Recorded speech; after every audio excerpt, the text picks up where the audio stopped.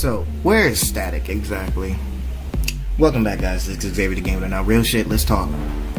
Now, I'm one of those people that is about black power, black everything like that. But what I can't understand is exactly why Static Shock has not made any appearances in the DC Rebirth as far as, I would say, it's been almost 3-4 years since we last saw Static.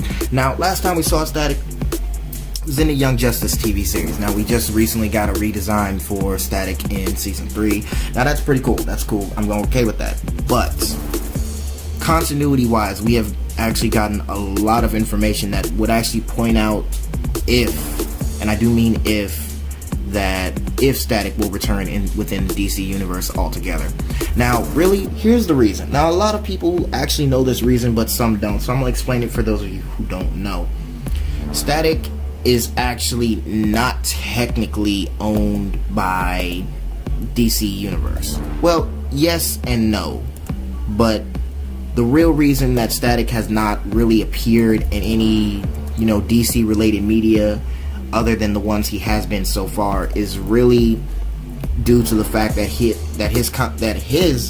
I would say he's under the specific ownership of Dwayne McDuffie, Deans Cohen, and their company, strictly for the fact that he came, I would say 93, I believe.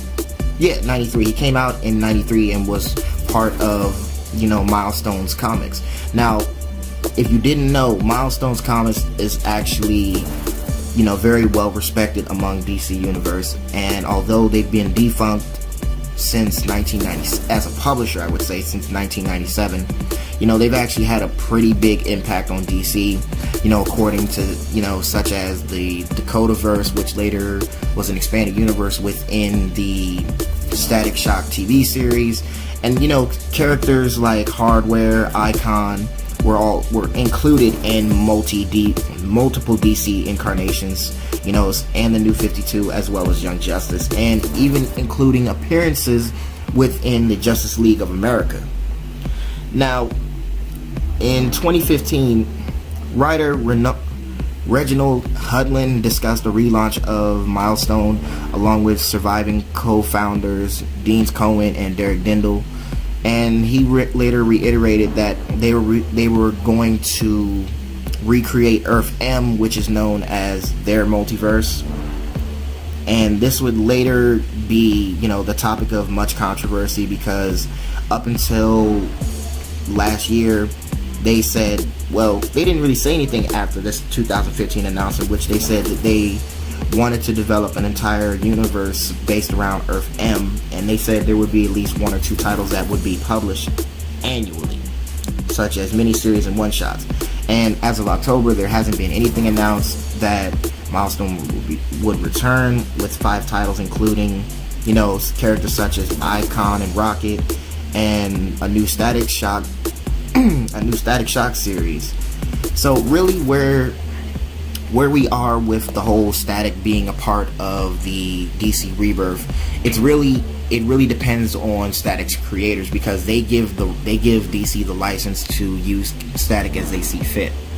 Now, a lot of people have mentioned that they're not exactly comfortable, or they just don't flat out like Static's redesign for Young Justice Season 3. Now, I can understand that, because I really was 50-50 on it myself, because I more appreciated Static's originality when he was introduced in Season 2, because it took a lot of inspiration, from his 2002 animated counterpart.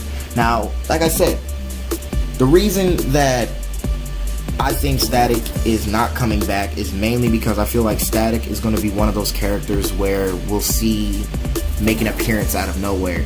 And with the new Black Lightning TV series that DC Universe has recently put out, they even discussed including Static in the Black Lightning TV show, strictly because in both Young Justice and the comic books, Black Lightning actually served as a mentor of sorts for Static during his time as an early, metahuman, or Bang Baby as he's called in the Dakotaverse. Now, I can sit here and go all day about this, But I'll let you guys decide on that one.